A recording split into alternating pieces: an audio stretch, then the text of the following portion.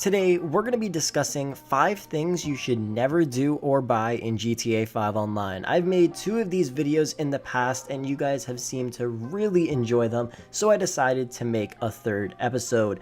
5 things that you should never do in this game. Let's get it started. Number 1. Let's talk about bunker stock.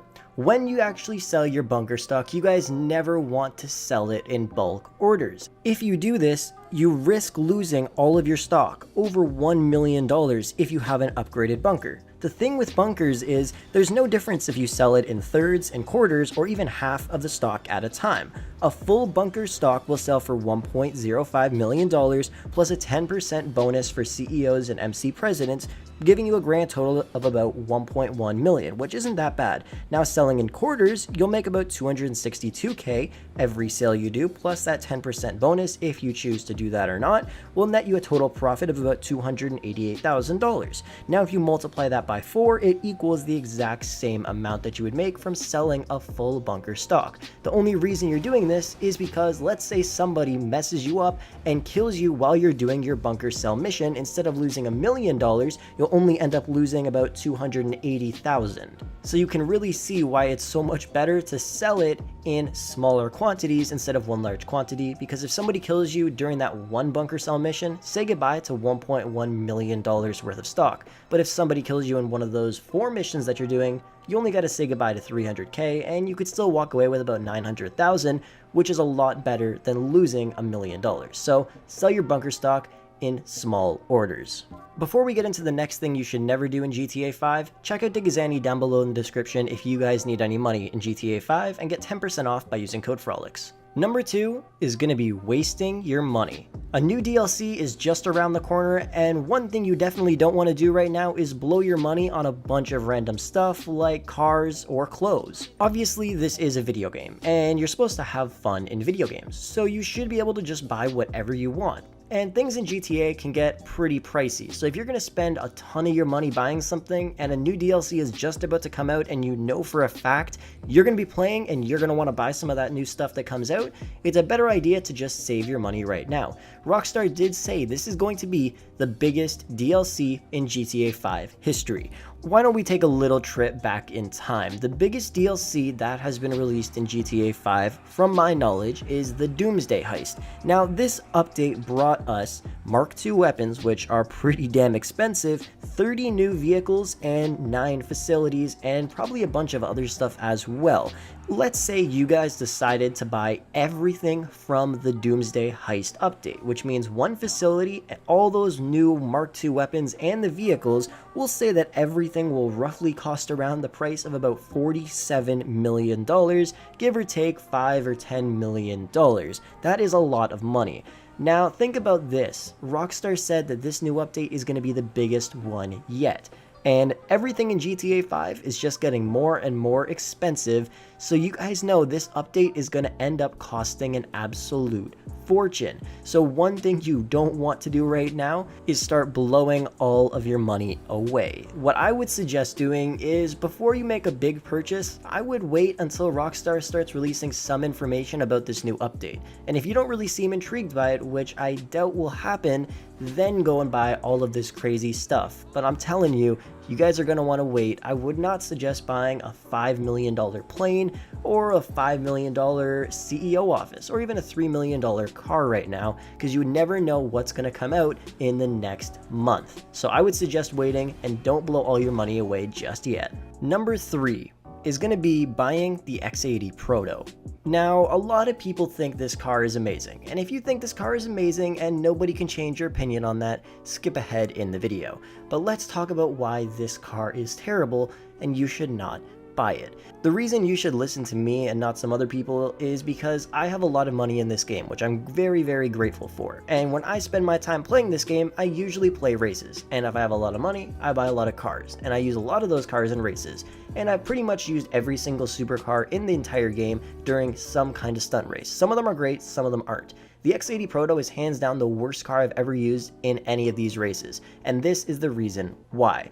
Now, a lot of people think it's amazing because it has flaps on the back that help you with turning and stuff like that. One thing that isn't great about this car is the turning is extremely tight. Now, obviously you'd want tight steering while doing races. That's obviously something you'd want. But with this car, it's just too much. It feels so heavy when you're turning, which is funny because it's actually a very lightweight car, but when you turn, it is so hard for some random reason. Obviously, if you guys zone out for like 1 second and you miss the point where you're supposed to turn and you try to turn, you're gonna end up crashing into a wall. And if you turn too hard, you're just gonna spin out because this car tends to do that a lot too. Now, it isn't terrible if you guys really focus and train yourself to use this car specifically, but in all honesty, if you guys want a great car to race with, go and use the Emrys or go and use the Krieger. Those are two amazing supercars that will definitely help you win a lot more races. Plus, with the $2.7 million you're going to spend on the X80 Proto, you can buy a lot of other stuff. So I just suggest staying away from the X80 and maybe purchasing a different car. Number 4 is going to be buying business upgrades. No, I'm not talking about staff, security, and equipment. I'm talking about the aesthetic stuff, like for instance in your facility, buying facility graphics or privacy glass, or upgrading your bedroom inside one of your businesses. Now, let's think about this for 2 seconds. When you guys are buying a business in GTA 5, you're buying it so you guys can make money. Now, obviously, I'm not saying don't upgrade these things because it makes the business look a little bit cooler inside. But if you guys are actually buying this business to make yourself a lot of money, you're not going to want to spend hundreds of thousands or maybe even millions of dollars upgrading the cosmetic things inside of these businesses. Really think about it for 2 seconds here. Do you really think buying gun lockers, a vault, a gun range, custom paints, and all this other stuff is going to help you make a lot of money?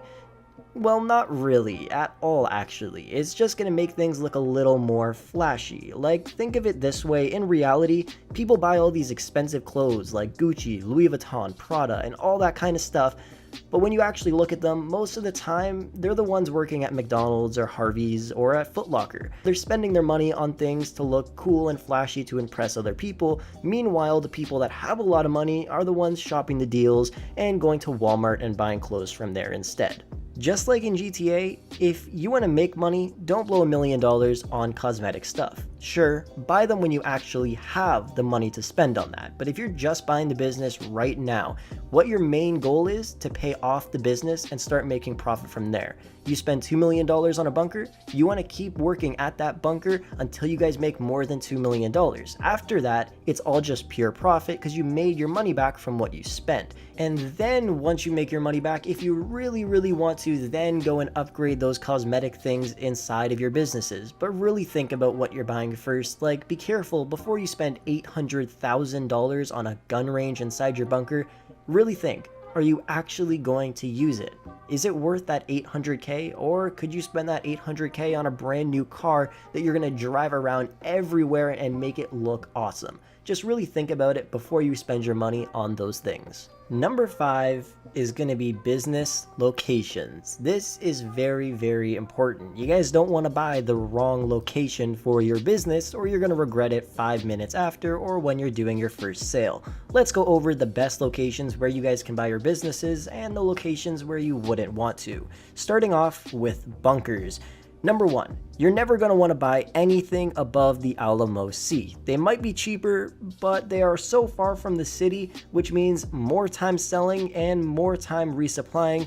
Just buy anything below the Alamo Sea and you guys will not regret it because it takes a lot less time. I completed a bunker sell mission in about 2.5 minutes from my farmhouse bunker.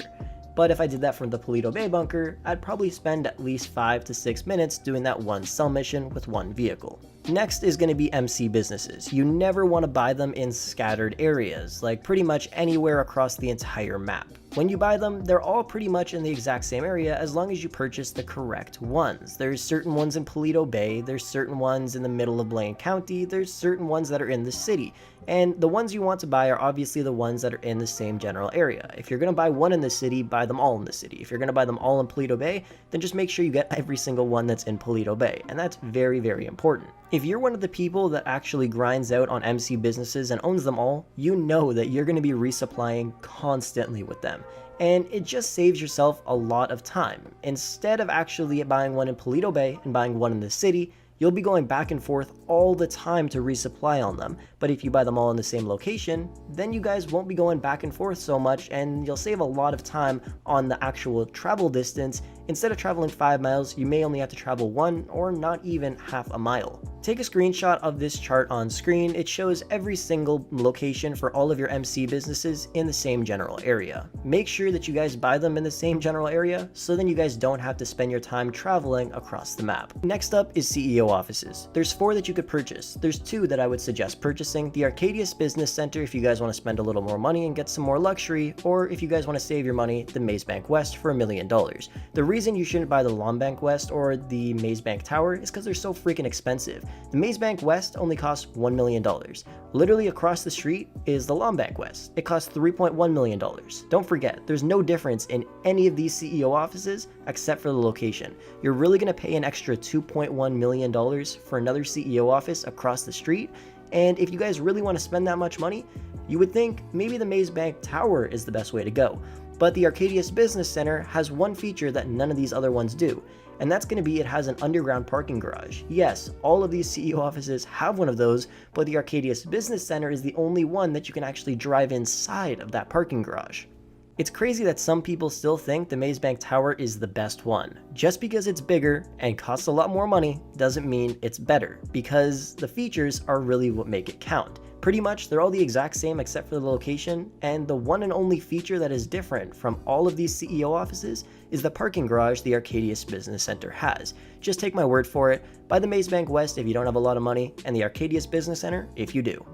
The next 3 business locations we're going to go over pretty quickly. Nightclubs. Don't buy them at the bottom of the map because it just means more travel time. The ones you want to buy are the ones close to the highway or the ones at the top of the city. You can just get there a lot quicker. Next up is going to be cargo warehouses. Just like nightclubs, you guys are going to want to buy them close to a highway for ease of access. You're obviously going to want to buy large cargo warehouses because they're the better investment in the long run, and you can own up to 5 of them. The best one you could purchase is this one right here. The reason why is because when you're driving on one of the main highways, you guys can literally just turn off of it because there's a break in the actual highway, and you could be at your cargo warehouse in a matter of seconds. So if you're going to buy one, make sure you buy this one. And finally, vehicle cargo warehouses. Lucky for you, there aren't too many of these, so the ones that you're going to want to buy are obviously the ones that are closest to a highway, just like the other 2 we talked about, because then you can just get there a little quicker. And also, just don't buy them at the very bottom of the map, because you're not going to want to drive all the way through the city and get all the way to the bottom of the map. Plus, most likely what's going to end up happening every time you source a vehicle, the vehicles are either going to spawn north, west, or east. They rarely ever spawn south. So then you'll be closer to your warehouse pretty much every single time you're doing a vehicle sourcing mission. The best ones are obviously the ones that are closest to the top of the city. Well guys, that's pretty much going to wrap up the video for today. Thank you so much for watching. Hopefully you did enjoy it. If you did make it all the way to the end, be sure to drop a like on it, subscribe if you're new, and comment down below that you did. It's always greatly appreciated. Anyways, thank you so much for watching, and I'll catch you guys in the next video.